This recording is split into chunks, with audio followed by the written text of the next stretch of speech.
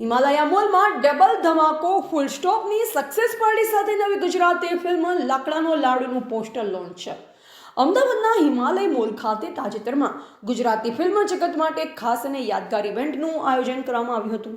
જાણીતા ગુજરાતી અભિનેતા નિલેશ બ્રહ્મભટ્ટની ઉપસ્થિતિમાં યોજાયેલા કાર્યક્રમમાં ફિલ્મ પ્રેમીઓ અને કલાકારો વચ્ચે ઉત્સાહભર્યો માહોલ જોવા મળ્યો હતો. આ પ્રસંગે અભિનેતા નિલેશ બ્રહ્મભટ્ટે મીડિયાને સંબોધતા જણાવ્યું હતું કે આ ઇવેન્ટ ડબલ ધમાકો સમાન છે, કારણ કે એક જ મંચ પર બે મહત્વપૂર્ણ પ્રસંગોની ઉજવણી કરવામાં આવી હતી. તાજેતરમાં રિલીઝ થયેલી ગુજરાતી ફિલ્મ ફૂલ સ્ટોપને દર્શકો તરફથી મળેલા ઉત્તમ પ્રતિસાદને લઈ તેની સક્સેસ પાર્ટી ઉજવવામાં આવી હતી. ફિલ્મના પ્રોડ્યુસર અને ડિરેક્ટર રીતેશભાઈ પટેલ છે. નિલેશ બ્રહ્મભટ્ટે આ અવસરે દર્શકોનો આભાર વ્યક્ત કરતા જણાવ્યું કે દર્શકોનો પ્રેમ અને સમર્થનના કારણે ફિલ્મને મોટી સફળતા મળી છે.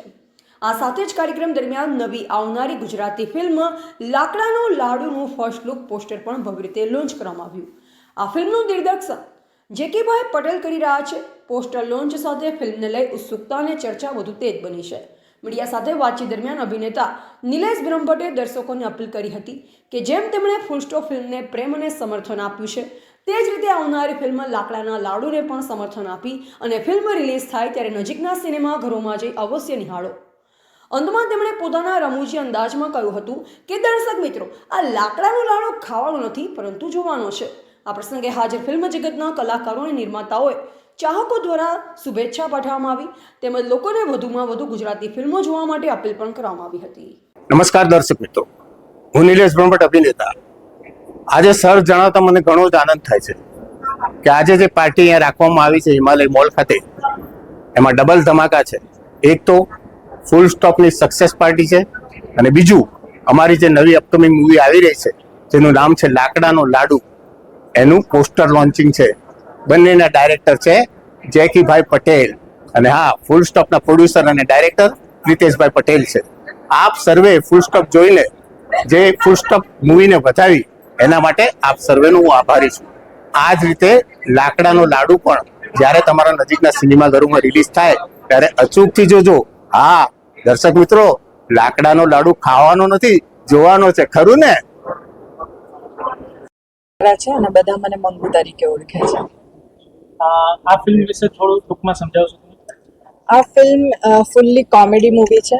મતલબ તમારા આંખમાંથી હસી હસીને પાણી ના આવી જાય ત્યાં સુધીનું કોમેડી છે અને અલી અસગરજી છે આની અંદર, તો કોમેડી તો એકદમ કૂટી કૂટીને ભરી છે. મેડમ, આપના રોલ વિશે થોડું માહિતી આપશો? જે મારો રોલ અલી અસગરજી છે, એમની વાઈફનું કેરેક્ટર છે અને એમને ડોમિનેટ કરતી હોય છે, એમને બહુ હેરાન કરતી હોય છે, પણ એન્ડ ઓફ ધ એમને હેલ્પ પણ કરતી હોય છે. તો એ ટાઈપનું મારું કેરેક્ટર છે. તમારે ગુજરાતની ઓડિયન્સમાં તમારી શું અપેક્ષા છે આ મૂવી અને જોઈ અને કોમેડી મૂવી ગુજરાતની અંદર શું લાગે છે કઈ રીતનું કમાલ કરી શકશે?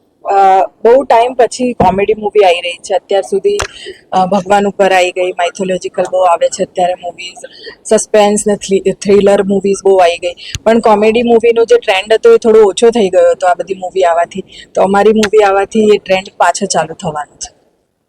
અને ડોક્ટરના કહેવા મુજબ પણ કોમેડી મૂવી હેલ્થ માટે પણ ખૂબ સારી હોય છે, તો લોકોના સ્વાસ્થ્ય માટે પણ આપણે સારું કામ કરી રહ્યા છે. એ બાબતે શું કહેશો?